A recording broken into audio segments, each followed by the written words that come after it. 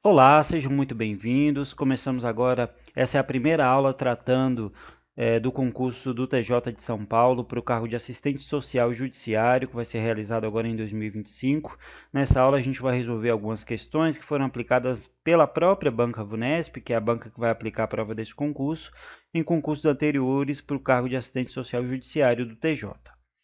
Antes de passarmos diretamente para a resolução das questões, eu quero dar aqui a dica de apostila para esse concurso. Essa apostila é formatada conforme o edital da banca Vunesp, né?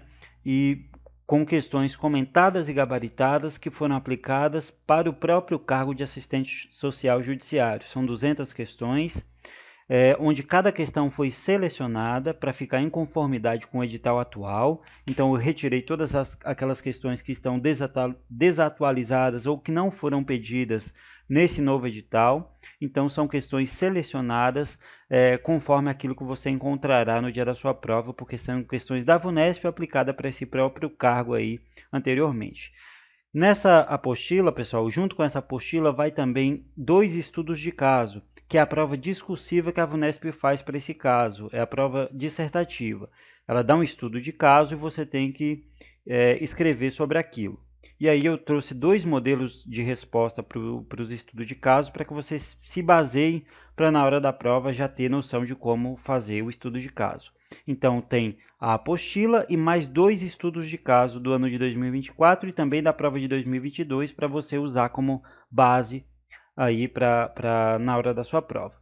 Eu vou mandar também, junto com esses arquivos, a prova sem resolução, a prova discursiva sem resolução, para que você possa imprimir ou visualizar digitalmente mesmo e ver como que está disposto esse material lá na prova, como que a VUNESP dá essa prova discursiva lá na sua prova. E aí depois, em outro arquivo, você vai ter o acesso à resposta desse estudo de caso, um modelo de resposta para que você possa se basear. Então, um material muito completo. Essa apostila e esses outros arquivos que vão acompanhando estão disponíveis no formato digital, tá? E você pode baixar, adquirir através do link que eu vou deixar no primeiro comentário fixado desse vídeo e também na descrição desse vídeo, para que você possa baixar e adquirir, baixar e realizar sua preparação completa da forma mais completa possível para esse concurso através desse material. E aí passamos para a questão número 1, pessoal. É uma questão que foi aplicada no ano passado, no ano de 2024, para o próprio cargo de assistente social judiciário pela Banca Vunesp para o TJ de São Paulo.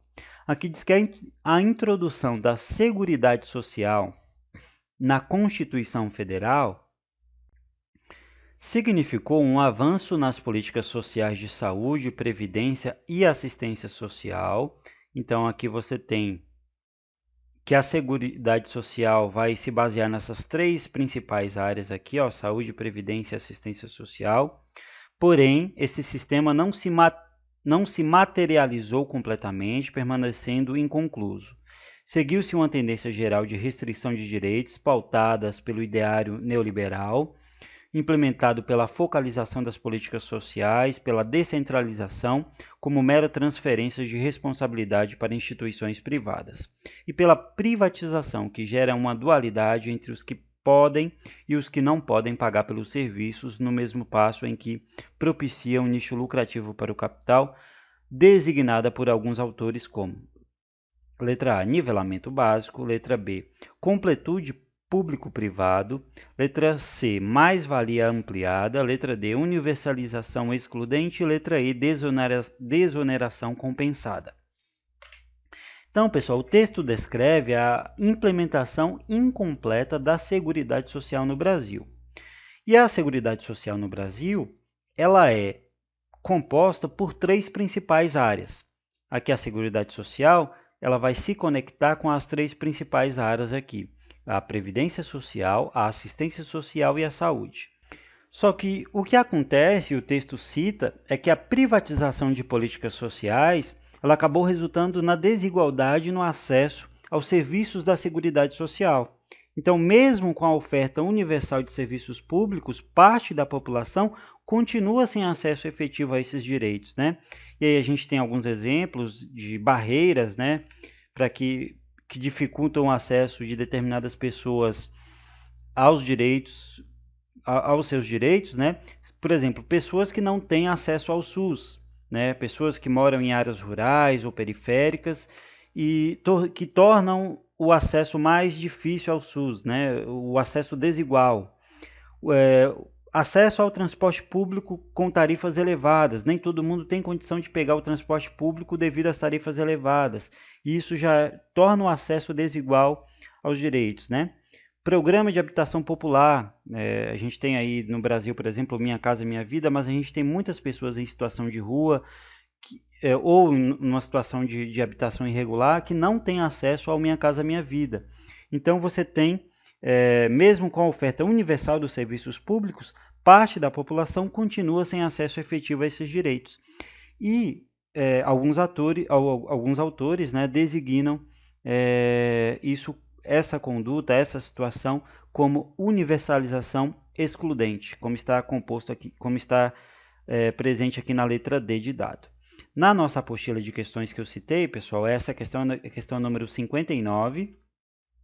E aí nessa página você tem a questão e na próxima página você tem a resolução, para que você primeiro resolva e depois confira a resolução. E aqui cada alternativa é explicada, por que não se trata de nivelamento básico, por que não se trata de completude público-privado, por que não se trata de mais-valia ampliada e por que se trata, por que a resposta correta é universalização excludente. E aqui diz que o termo universalização excludente se refere à aparente ampliação do acesso às políticas sociais, mas que, na prática, mantém barreiras que dificultam o acesso pleno para determinados grupos.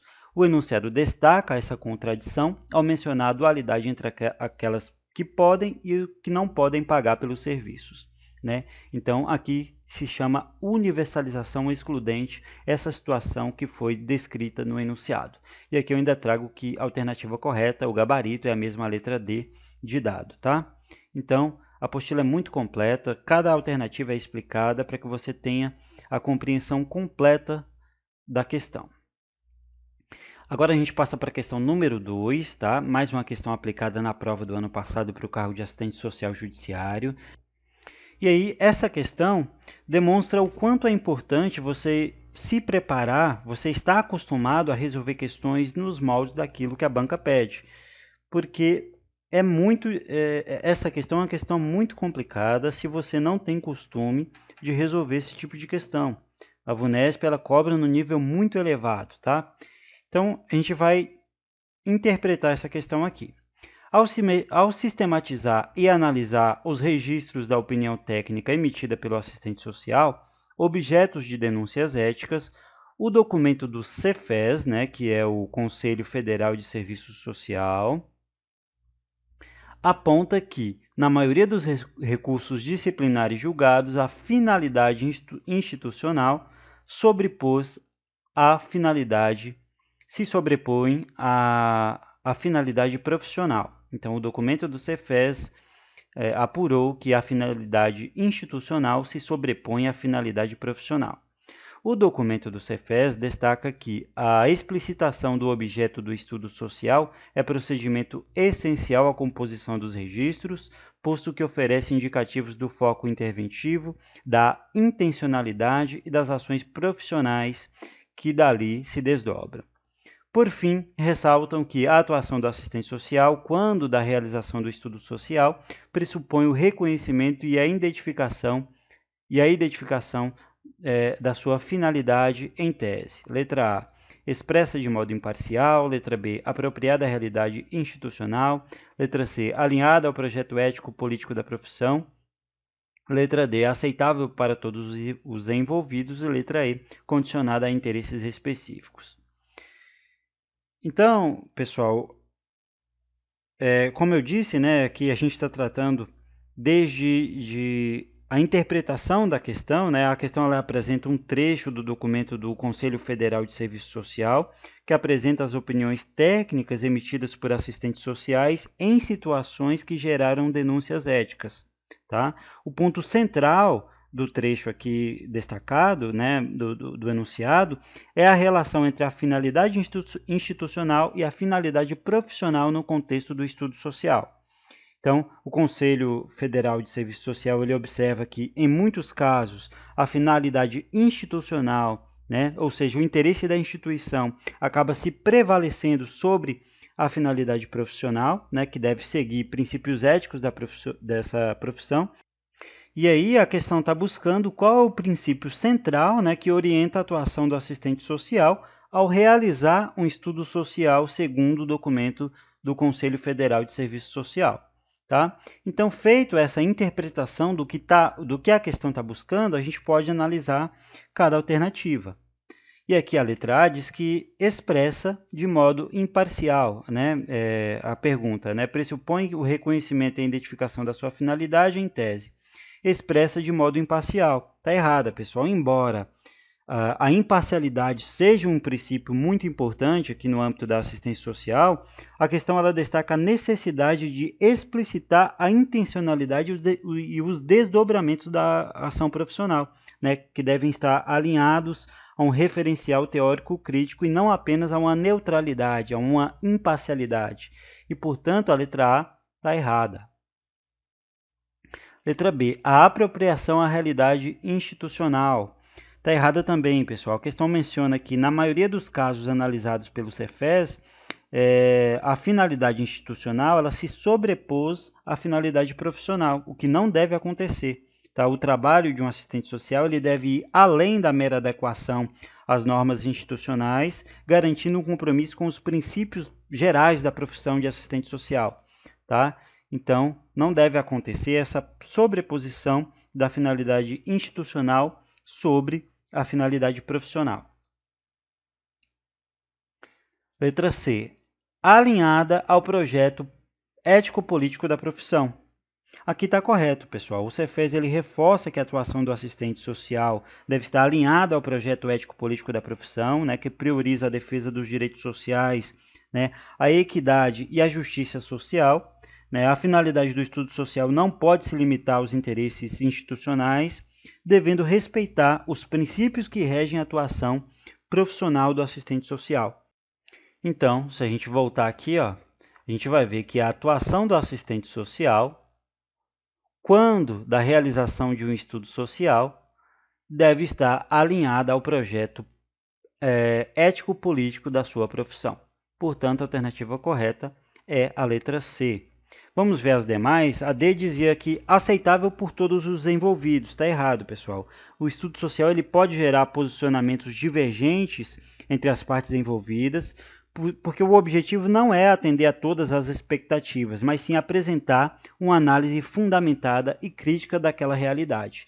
Então, o objetivo não é atender a todos os envolvidos, né? Letra E. Condicionada a interesses específicos. Está errada também, pessoal. O trabalho do assistente social não pode estar condicionado a interesses particulares de instituições ou de indivíduos, porque deve seguir princípios éticos e normativos da sua profissão de assistente social. Não está condicionado a interesses de particulares.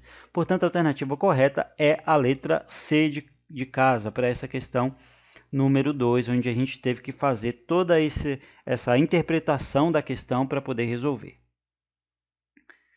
E aí a gente passa para a questão número 3, uma questão aplicada para a mesma prova da questão anterior, que diz que a presença e a responsabilização da mulher, mãe, que vive em situação de pobreza, continuam aparecendo com certa regularidade em autos processuais, de destituição do poder familiar, de acolhimento institucional, de adoção, entre outros. No âmbito do serviço social, a questão de gênero tem sido usualmente pensada como sinônimo de mulheres. Os homens aparecem menos e quando fazem é por derivação, né? Eles se fazem conhecer a partir da investigação sobre mulheres. As pesquisas em serviço social acabam enfocando a questão da mulher e menos as relações de gênero propriamente ditas. De acordo com Alves, de 2018, não é por acaso que inúmeras vezes o que desponta nos estudos do serviço social a esse respeito é o interesse pelo conceito de letra A, resiliência, letra B, solidariedade, letra C, unanimidade, letra D, liberdade e letra E, patriarcado.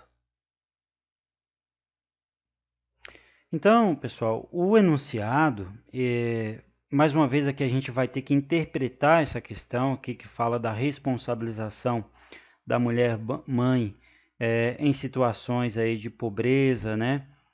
Em situação de acolhimento institucional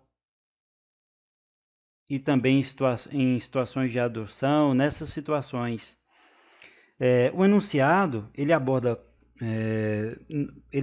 né, como um todo aí no âmbito do serviço social as discussões sobre gênero frequentemente, né, que as discussões de gênero frequentemente se concentram nas mulheres, especialmente nas situações de pobreza, nas situações de acolhimento institucional, de destituição do poder familiar.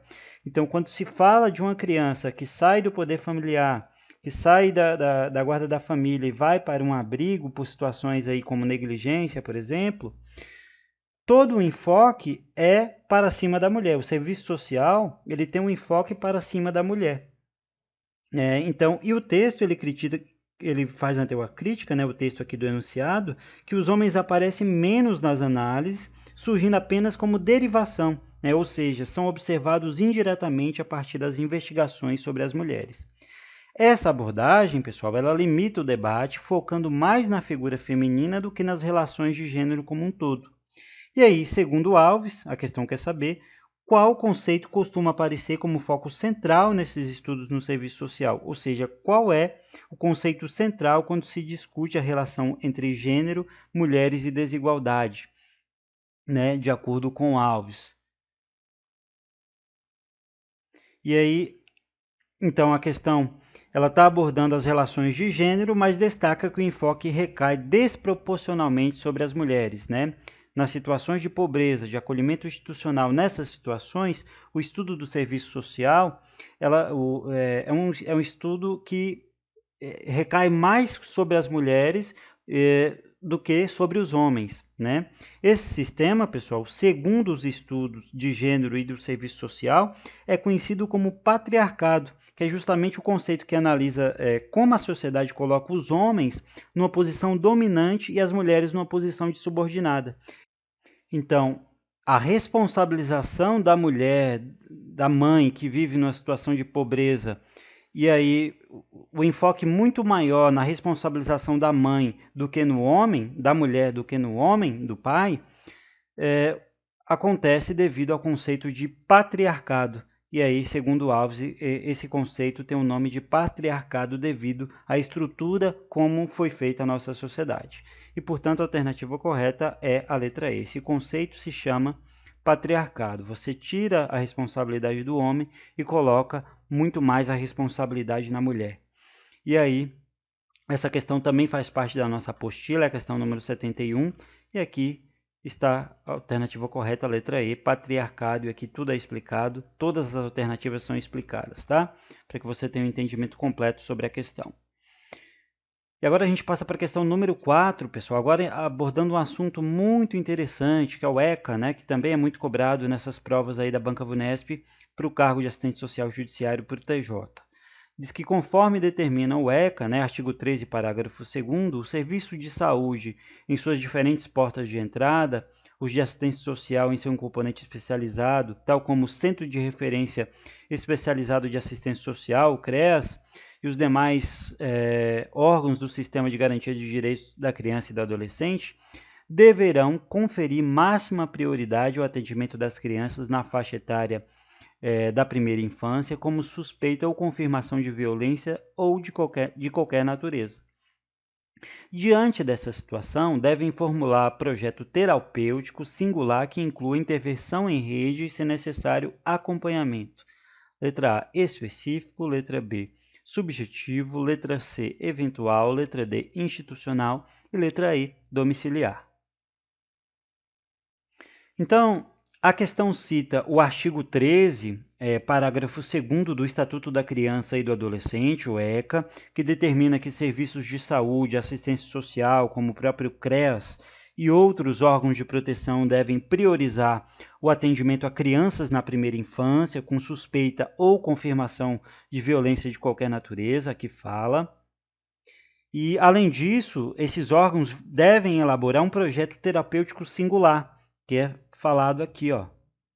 que esses órgãos devem elaborar um projeto terapêutico singular, que é um plano personalizado de cuidado, que envolve intervenção em rede, né, um trabalho conjunto entre várias instituições e um acompanhamento caso seja necessário. E a questão, ela quer saber que tipo de acompanhamento é necessário nesse projeto terapêutico singular, né, PTS, conforme o contexto de proteção integral da criança e do adolescente estabelecido pelo ECA. E para que a gente possa resolver, a gente vai até o artigo 13º do ECA, aqui diretamente no site do Planalto, na letra da Lei 8.069 de 90, que é o ECA, o Estatuto da Criança e do Adolescente, ver o que dispõe o artigo 13. Aqui diz que os casos de suspeita ou confirmação de castigo físico, de tratamento cruel ou degradante e de maus tratos contra criança ou adolescente serão obrigatoriamente comunicados ao Conselho Tutelar da localidade, sem prejuízo de outras providências legais. E aí o parágrafo 2º diz que os serviços de saúde, em suas diversas portas de entrada, o serviço de assistência social, em seu competente especializado, né, o Centro de Referência Especializado de Assistência Social, CREAS, e os demais órgãos do Sistema de Garantia de Direitos, direitos da criança e do adolescente deverão conferir máxima prioridade ao atendimento das crianças na faixa etária de primeira infância com suspeita de confirmação de violência de qualquer natureza, formulando o projeto terapêutico singular, né, que inclua intervenção em rede e, se necessário, esse acompanhamento deve ser domiciliar. Então, se necessário, esse acompanhamento feito aí através também do projeto terapêutico singular, ele, se necessário, deve ser feito um acompanhamento também domiciliar. Portanto, a alternativa correta é a letra D. A gente marca conforme o artigo 13º, parágrafo 2º do ECA. Então, verificou-se castigo físico, tratamento cruel ou degradante, qualquer indícios ali de violência de qualquer natureza contra crianças na primeira infância, deve-se ser contatado o Conselho Tutelar, o comunicado do Conselho Tutelar, e o Conselho Tutelar vai acionar também todos os órgãos aí de proteção e de garantias de direitos da criança, e aí, em rede, de forma conjunta, vão realizar esse acompanhamento, vão criar aí esse projeto terapêutico singular, e aí, se necessário, vão realizar até mesmo o acompanhamento domiciliar daquela criança que está nessa situação de maus tratos ou de violência de qualquer natureza. Portanto, a alternativa correta é a letra E, acompanhamento domiciliar. Questão número 5, pessoal, a última questão da nossa aula de hoje, onde a gente está resolvendo questões que foram aplicadas para o cargo de assistente social judiciário para o TJ. Aqui mais uma questão abordando o ECA, né? O Estatuto da Criança e do Adolescente. Diz que a colocação em família substituta, cuidadosamente tratada em diferentes artigos do ECA, far-se-á mediante guarda, tutela ou adoção, independentemente da situação jurídica da criança ou do adolescente.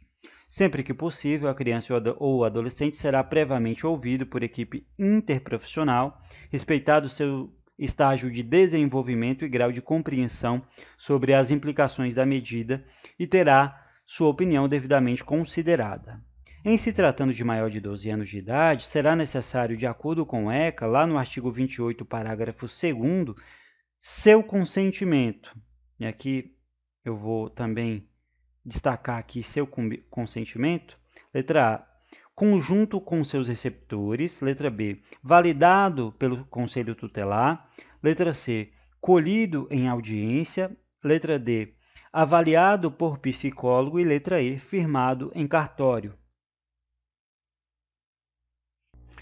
Então, pessoal, mais uma vez, vamos interpretar a questão. Aqui fala, a questão aborda, né, a colocação de uma criança ou adolescente em família substituta, né, que será feita por guarda, tutela ou adoção, conforme previsto pelo ECA. A criança ou adolescente ele deve ser ouvido antes da decisão, considerando o seu desenvolvimento e o grau de compreensão. Então, a criança ela vai sair da sua família biológica, vai ser colocada em uma família substituta, e aí, no momento da audiência, a criança ou adolescente ele deve ser ouvido antes da decisão, considerando o seu grau de desenvolvimento.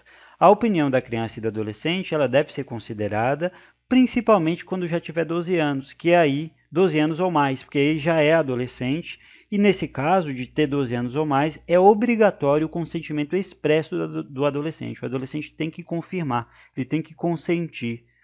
E a questão ela quer saber, pessoal, de que forma deve ser obtido esse consentimento do adolescente maior de 12 anos, conforme o artigo 28, artigo 2º do ECA, né? De que forma deve ser obtido esse consentimento aí, para que ele seja colocado em uma família substituta.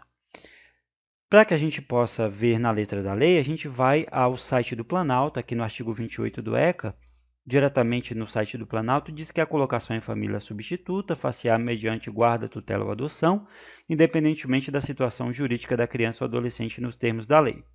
E aqui, pessoal, a gente tem o parágrafo 2º, diz que tratando-se de maior de 12 anos de idade, será necessário o seu consentimento colhido em audiência. Então, quando se tratar de um maior de 12 anos, que aí já é o adolescente, quando se tratar de adolescente,